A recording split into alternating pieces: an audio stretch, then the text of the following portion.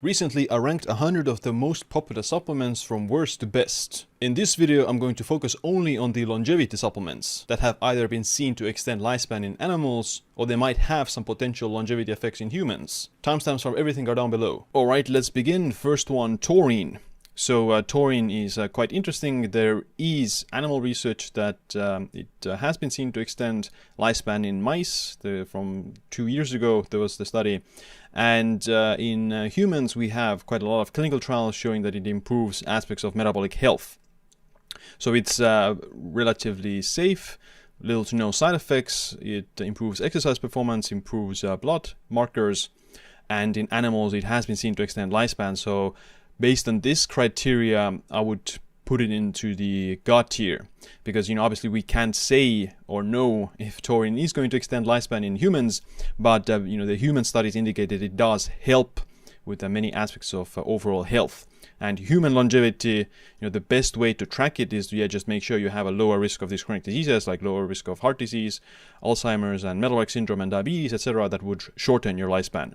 So something that would reduce that risk would be quite useful. Apigenin, the apigenin mostly helps with, again, the NAD metabolism. It inhibits CD38, which is a glycoprotein that lowers your NAD levels. Now, there isn't any strong evidence that apigenin would extend animal lifespan, and obviously human research is much more limited, so I would put it in the OK tier. I do think that inhibiting CD38 with something like apigenin would be a part of a longevity stack and would be part of a longevity strategy when we're talking about long-term longevity. Resveratrol, now many people think that resveratrol is one of the best longevity supplements out there, but the actual high-quality animal studies even don't suggest that it is a life extension molecule. Now, it was seen to extend lifespan only under one condition, which is essentially like metabolic syndrome and obesity.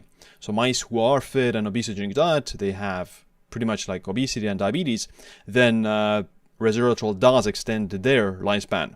But it doesn't really do that under other conditions, and human research also suggests that resveratrol improves lipids and blood sugar and inflammation markers only if you have diabetes or metabolic syndrome.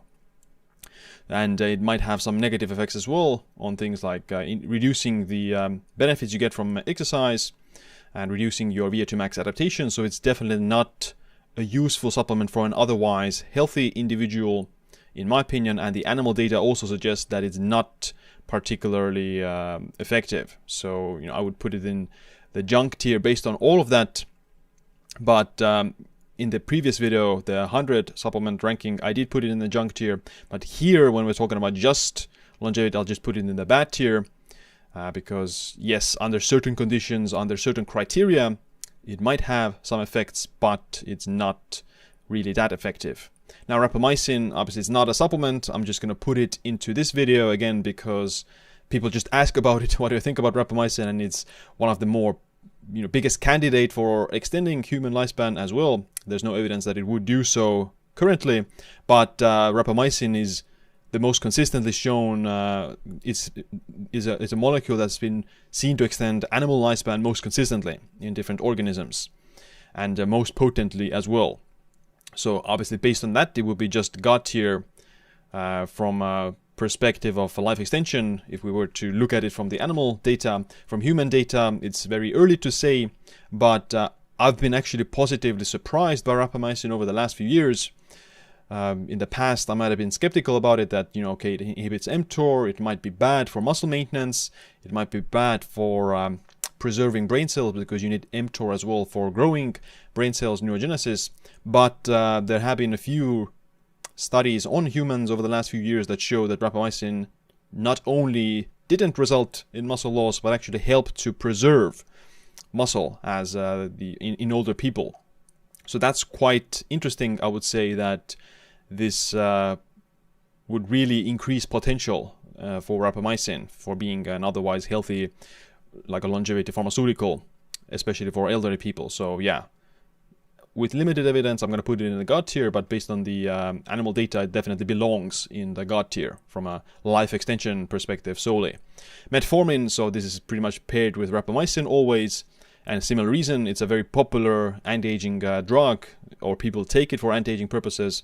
But, there's much better alternatives to metformin, such as SGLT1 inhibitors that have been seen to extend lifespan in animals and appear to have much fewer side effects than metformin. So metformin obviously is very cheap, it's easy to find, so it has obviously some potential, and it definitely is beneficial for diabetics or people with insulin resistance, but it also has a few more side effects compared to some of these other SGLT1 inhibitors. And metformin use in some studies is seen to be associated with longevity, but those studies tend to be a bit poorly done. And if you just look at what happens to people who don't have diabetes, what if they take metformin, then it doesn't extend their lifespan, or it's not associated with increased longevity in those individuals either.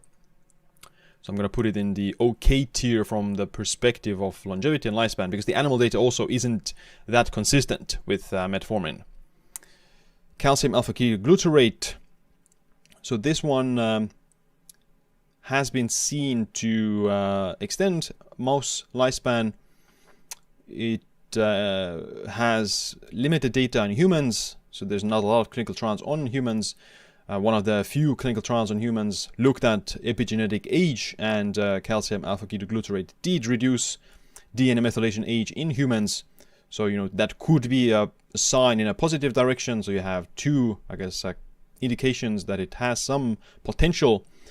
Firstly, the mouse life extension, and in humans, reduction in biological age. But I wouldn't associate a reduction in biological age in humans with greater life extension or greater longevity. We don't have that kind of data to claim that.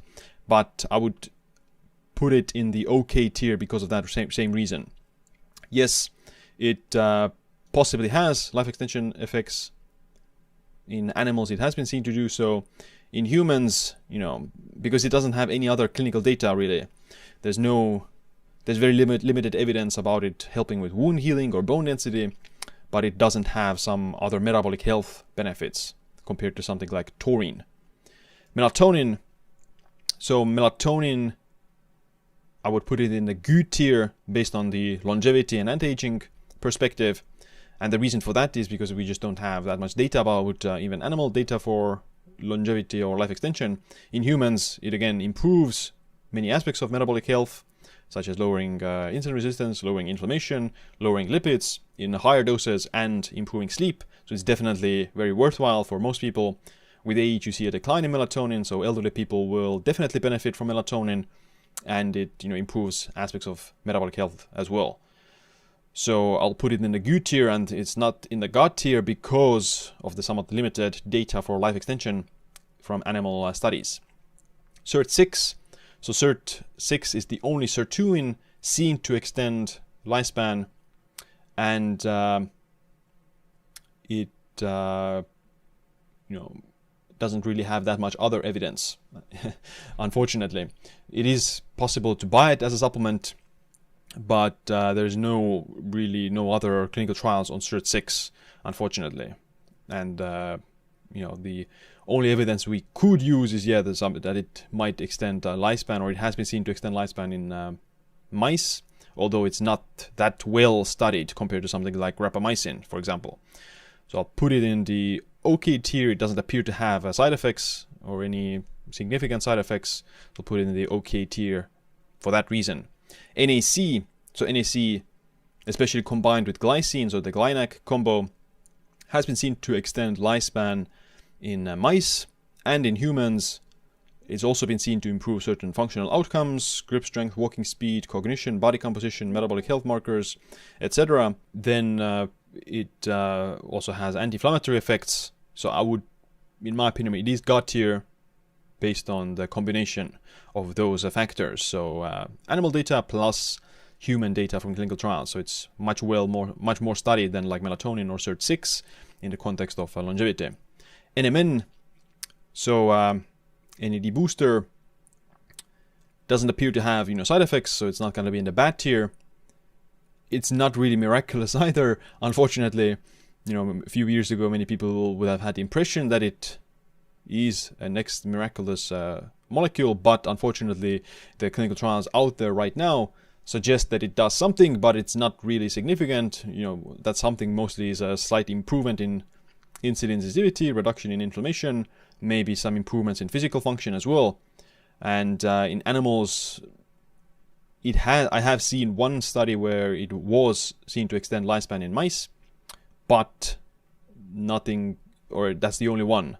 So I'll put it in the okay tier based on that. So again, any longevity stack would have some aspect of NAD support. So Apigenin for reducing CD38, which results in greater NAD recycling and production, and some NAD boosters such as NMN, NR, or niacinamide. I'll put them all here. They're in the same bucket in my eyes, that they do have some benefits. They all raise NAD, so it doesn't really matter which one you take. And some longevity stack would have some component of NAD metabolism, either one of these three and an additional CD38 inhibitor. Niacin is also an NAD, supports NAD production. It also has the additional benefit of increasing HDL cholesterol, but unfortunately raising HDL cholesterol doesn't reduce the risk of heart disease. It's been seen already several decades ago that although you see increase in HDL from niacin, it doesn't really reduce heart disease events. So again, I'll put it in OK tier for that reason. It's in the same bucket as other NAD boosters for me. Next up, quercetin. So this is a senolytic that will help with senescent cells. There is some potential life extension effects as well from animal studies. In human studies, much more limited evidence. Some of the senolytic clinical trials will be coming out in the near future, so we'll see what comes from that. But other than that, I would say all the senolytics like quercetin and fisetin, they're okay. So they do work in terms of inhibiting senescent cells, but based on the human data, we can't really say much about their effectiveness. They do reduce senescent cells in humans as well, but what is the actual outcome of that? Based on the information right now, I really can't say. And another issue with the senolytics is that you don't always want to inhibit the senescent cells, because senescent cells are also involved in wound healing. They have other benefits, so you don't always want to eliminate your senescent cells, especially if you're younger, possibly. And elderly people also need wound healing, obviously. So we don't have the exact protocol. What's the best protocol to use these senolytics? How much? What's the dose? How frequently? A lot of companies market that, okay, take it twice a month, 2 days a month, that's it. Well, there's no evidence that that is the protocol that would work. They just come up with their own protocol. So, I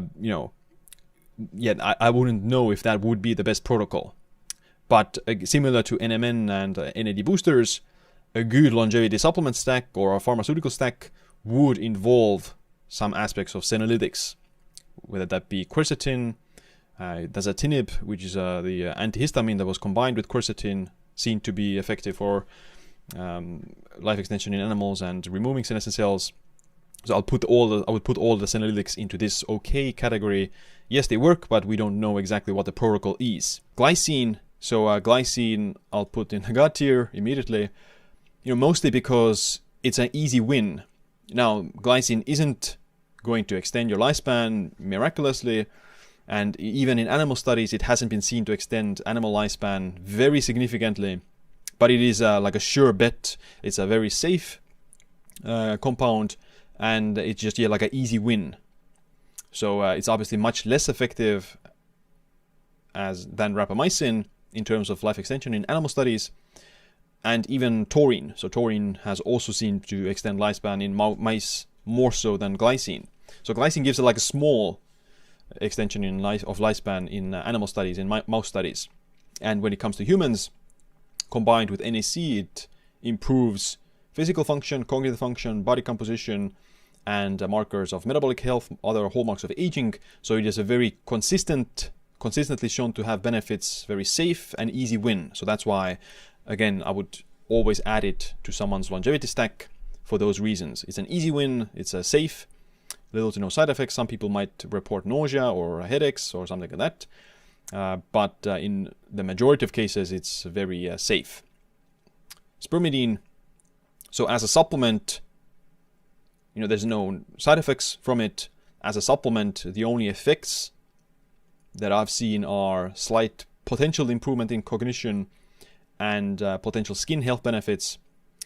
But in terms of life extension, not so much.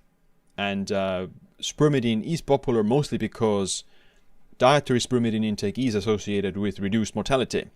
So if you get over 11 milligrams of spermidine a day from your diet, then that is associated with a slight reduction, if I'm not mistaken, 30% reduction in mortality risk. But, the reason for that is because foods that have spermidine are healthy foods. Mushroom, vegetables, cheeses, etc. So it's much better to focus on the dietary spermidine rather than the supplemental spermidine if we were to look at the actual evidence. So I'll put it in the OK tier for that reason, that it doesn't have any negative side effects that I'm aware of, and it might potentially help with cognition in elderly people, but it's somewhat limited, and it might have skin anti-aging benefits, which, is an anti-aging effect or benefit, but in this video we're specifically focusing on, life extension and longer lifespan. Omega-3s. So in my opinion, omega-3s are God tier because there's just so much data, so many clinical trials showing that they have benefits for reducing cardiovascular events, as well as improving insulin sensitivity, lowering inflammation, helping muscle growth, helping cognition, and a higher omega-3 index is associated also with reduced mortality and reduced Alzheimer's, reduced heart disease. So based on that, I'll put it in the God tier.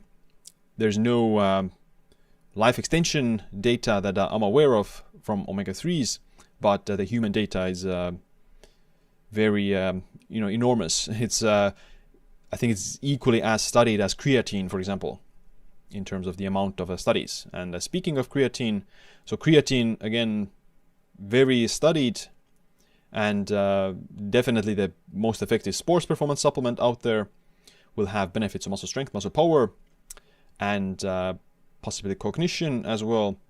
But the thing with creatine is that it's not going to give you cognitive superpowers. It's not going to increase your cognition beyond the normal. It's going to make up for some deficit in cognition that could be caused by sleep loss, sleep deprivation, jet lag, head concussion, traumatic brain injury, and those kind of things. So it obviously has very useful effects, and definitely for sports performance, but I wouldn't consider it an actual longevity supplement for that reason. I would, I guess, it's still better than some of these other supplements here. It has definitely a lot more evidence. It's not going to have like an actual life extension effect, but it supports health span, I guess, so that your physical health will be better for longer, and possibly also cognitive health will be better for longer. Pterostilbene. So this is a cousin molecule for resveratrol.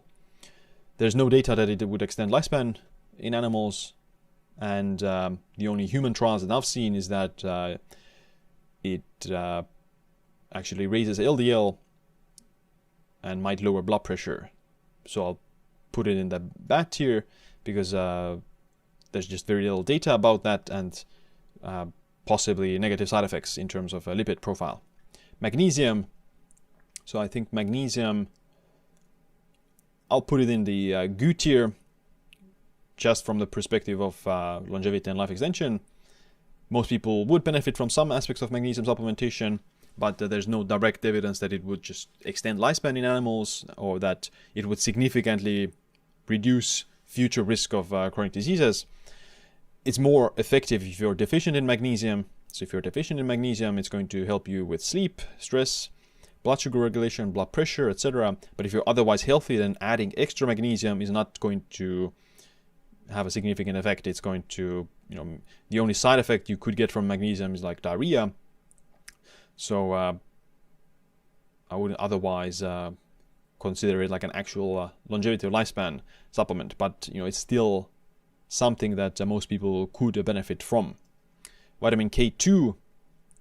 So vitamin K2, I'll put it also in the good tier. So it has you could also just categorize K1 here as well. I would use them together. K1 has evidence for bone density and even reduced atherosclerosis, and K2 also seen to reduce atherosclerosis as well as increase bone density. So they're both pretty good.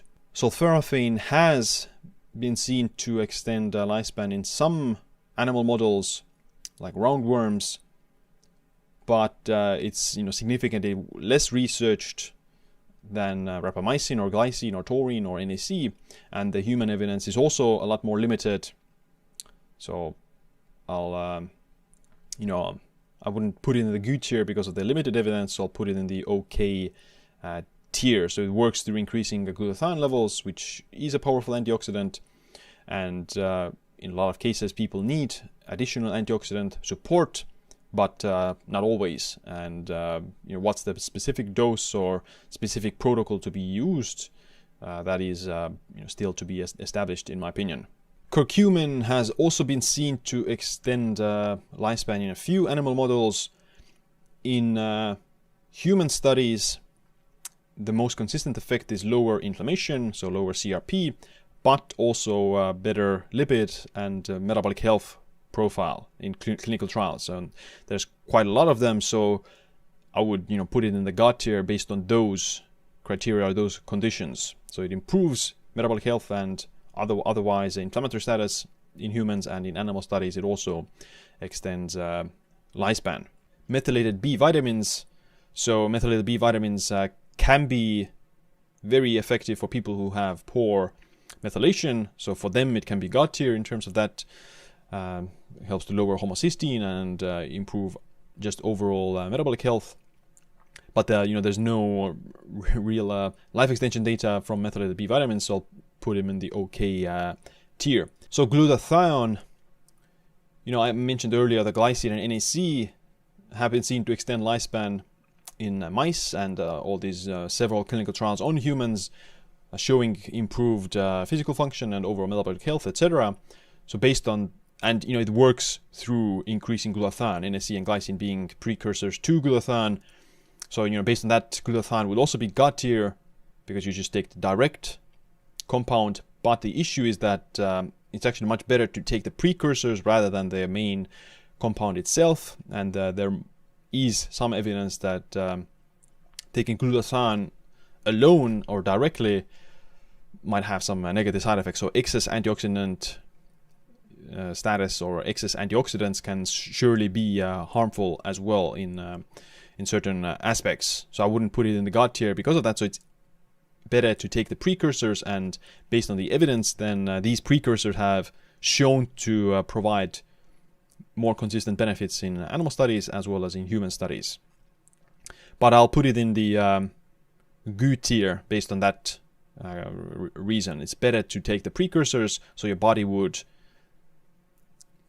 it has a better control or handle over its own antioxidant defense system, rather than just taking the main compound itself in larger quantities. It's better to give the precursor so your body regulates the glutathione levels based on the requirement. Lithium orotate. So recently lithium has become even more popular for neurodegeneration, and there was a recent study that implicated lithium deficiency in neurodegeneration. And there's this interesting data that regions with higher lithium in the drinking water have lower rates of suicide, lower rates of homicide, and greater longevity. So there might be something there. It's obviously very rough data, these drinking water data with lithium, but there's some of these clinical trials as well on people with bipolar disorder, where individuals taking lithium have lower rates of future dementia. And there is some animal data as well that lithium extends lifespan, so I'll put it in the good tier. Lutein and zeaxanthin So carotenoids, and they have been seen to extend lifespan in animal studies, a few of them, animal models, mostly some fruit flies. But in humans it supports vision, possibly cognition, and possibly skin health as well. So I'll put it in the good tier. So I think that these combinations, they're usually taken together, lutein and zeaxanthin, for eye health, is not only good for your eyes, but possibly for other functions as well. Vitamin C. So vitamin C is a very safe compound, and obviously an important one, essential vitamin. It's always talked about in the context of collagen synthesis. The evidence for vitamin C extending animal lifespan is somewhat conflicted, and in human randomized control trials there is some association with antioxidant supplements and increased mortality, but vitamin C was not one of them. So it was vitamin A, beta carotene that were to have increased association with mortality, but vitamin C was not one of them, so it's safe. So I'll put it in the OK tier. Is vitamin C something that you can just take thousands of milligrams a day and nothing would happen? Really much, you might see some benefits. People who have, let's say, lower vitamin C intake, they might notice some additional benefits. But even if you take 1,000 milligrams of vitamin C every day, you're just at that point you're just wasting it essentially. Ergothioneine. So this is a molecule that has become also quite popular recently, or is slowly becoming popular, and there is some evidence that it might help with brain aging and brain health. But the interesting thing about ergothioneine is that the doses seen to provide those effects for the brain and cognition are pretty low. You can easily get that from diet, so I don't really see a reason why you would ever supplement ergothioneine when you could get 3 to 5 times more ergothioneine from eating a regular diet, eating things like mushrooms, vegetables, etc. They contain you get all the ergothioneine you would want from those foods. So I don't really see any reason to supplement ergothioneine as long as you eat a pretty diverse and a healthy diet.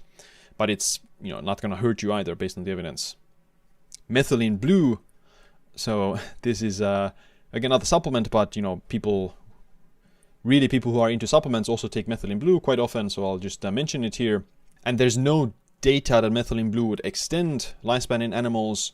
The human data is more about specific medical conditions, and it's mostly theoretical. So there's really no evidence that you get to go with when we're talking about methylene blue. A lot of people, swear by it, that it helps them, and obviously it has a useful role in situations of mitochondrial dysfunction, such as cyanide poisoning, possibly neurodegeneration, some severe metabolic disorders, etc. So it can be like a clutch supplement for certain situations or for certain individuals, but it's not something that would add additional health span or lifespan to an otherwise healthy individual, in my opinion. It could possibly be bad for some individuals who are otherwise healthy, and I wouldn't say that it's something that you just want to take recreationally if you're otherwise healthy. So I'll put it in the bad tier based on that, because it has some use case similar to resveratrol. It has some use case, but for most people I wouldn't really think that it is worthwhile. Multivitamin is okay because you're just covering your daily vitamins and minerals to a certain extent. It's better to take a multivitamin than to be completely deficient in certain vitamins and minerals if you're not getting them from your diet, obviously. And there are some randomized control trials on elderly people as well that it improves cognition, but mostly through increasing the nutrient intake. And with multivitamins, they don't really reduce the risk of mortality or future risk of these chronic diseases. So they're benign, in my opinion. In most cases, the multivitamin is just going to be like a safe bet that you cover your daily nutrients, but chances are you're already getting it. You're already getting your daily nutrients. So garlic extract, I'll put it in the good tier, because there's quite a lot of clinical trials on things like blood pressure, lipids, blood sugar, waist circumference, etc. So it improves metabolic health across the board, improves lipid panel, improves cardiovascular disease risk factors. It has a ton of clinical evidence for that. Yeah, but it doesn't have that much life extension data from animal studies. So because of that, I'll put it in the good tier. It's not going to like probably extend your life, but it could possibly reduce the risk factors of some of these chronic diseases that could shorten your life, if that makes sense. Astaxanthin, I'll put it in the gut tier. So also recently seen to extend lifespan, or it's been seen to do that before, but recently was seen to do that again. And astaxanthin, in my opinion, is also otherwise safe. And in human studies, human clinical trials, it appears to lower inflammation. It also has possible benefits on blood pressure and lipids, plus skin anti-aging benefits. Now, obviously, this is not the topic of this video, but it's just an additional bonus. So, life extension in animals, plus it's a senolytic, so it has potential senolytic effects, anti-inflammatory effects, lipid effects, blood pressure effects, so the combination of all these factors. TMG, so trimethylglycine, supports homocysteine. I'll put it in the OK tier. It doesn't have any life extension data from animal studies, and obviously not humans as well, but in humans it can lower homocysteine levels. Maybe it improves exercise performance and body composition, but that's a bit more limited, a bit more tricky. But it does certainly help with homocysteine, so a lot of people benefit from TMG, but it's not a significant powerhouse in longevity and lifespan specifically. I do take TMG myself because I have genetically slightly higher homocysteine levels, but yeah, similar to methylated B vitamins, it's kind of useful for homocysteine. Ginger, so it has been seen to extend lifespan in animals and in humans. It improves inflammation, might support weight loss as well, and joint health, but it has slightly less evidence as curcumin, so I'll put it in the good tier. But otherwise, ginger is quite a good compound when speaking of general longevity. CoQ10, so CoQ10 has some evidence in animal studies that it helps with lifespan and longevity, but in humans it only appears to work for heart failure, improving energy in like people who have energy issues or chronic fatigue. But yeah, it is significantly less researched as some of these gut tier supplements, so it's not going to be a gut tier supplement. So I'll put it in the good tier, the tail end of good tier. PQQ is similar to CoQ10. It supports mitochondrial function. It's an antioxidant, but it has a lot less evidence than CoQ10. Some people say that PQQ is more potent than CoQ10, which could be the case, but PQQ is just less researched compared to CoQ10, so it can't be on the equal level based on that. So I'll put it in the OK tier, mostly because of the limited human trials. Chondroitin sulfate, so this is a sulfur compound, mostly in the context of joint health. Out of all these joint supplements, chondroitin is the worst. It has the least evidence. It might have some skin benefits. It has some joint benefits, but it's the least effective for that. And it has the least evidence for lifespan as well. Put in the OK tier. MSM as well. MSM has better skin health benefits. And I wouldn't even actually consider the best benefit of MSM being skin health based on the evidence that I've seen. So it's not nearly as good for joint health either, but it's good for skin. But it doesn't have that much evidence for life extension. In the previous video, I put it into the good tier, but that's because I'm mostly impressed by the skin benefits from MSM rather than the potential life extension benefits. So in this video, it's going to be OK tier because the limited lifespan and longevity benefits. But for skin health, it's good in my opinion. Glucosamine, on the other hand, will be in the good tier, as was in the other video, because yes, it has joint benefits, but glucosamine use is also associated with reduced mortality and reduced heart disease in humans. So that's why it's going to be in good tier. Glucosamine also increases autophagy, and in animal studies it has been seen to have some longevity benefits, so I'll put it in the good tier based on that. Again, I made this list based on the effects on lifespan and longevity specifically.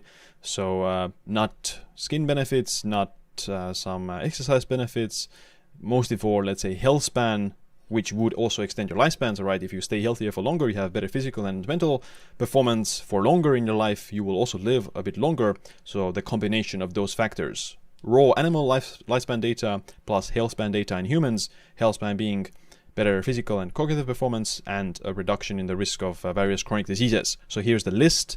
Based on that, obviously it's going to be slightly different than the total 100 most popular supplement list that I made previously.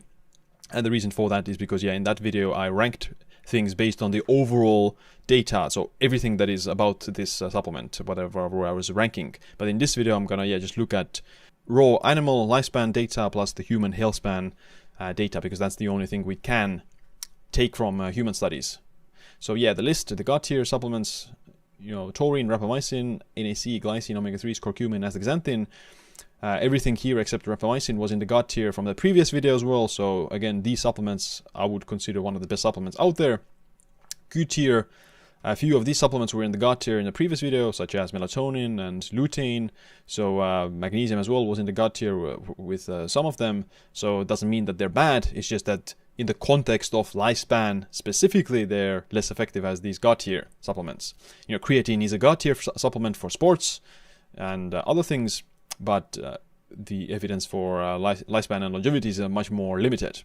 And OK tier supplements, so these supplements again are not bad. They have a lot of some effects, and as I said earlier, NAD boosters would be part of a stack, would be part of some longevity stack. The same with vitamin C and Apigenin and TMG or methylated B vitamins. Most people will have it in their stack, but they're not having specific lifespan effects. And we actually didn't get any junk tier supplements here because none of these supplements actually shorten your lifespan, if that makes sense. Alright, that's it for this video. Make sure to check out the full video where I rank 100 supplements from worst to best, the overall impression of these supplements and their overall effects across all aspects.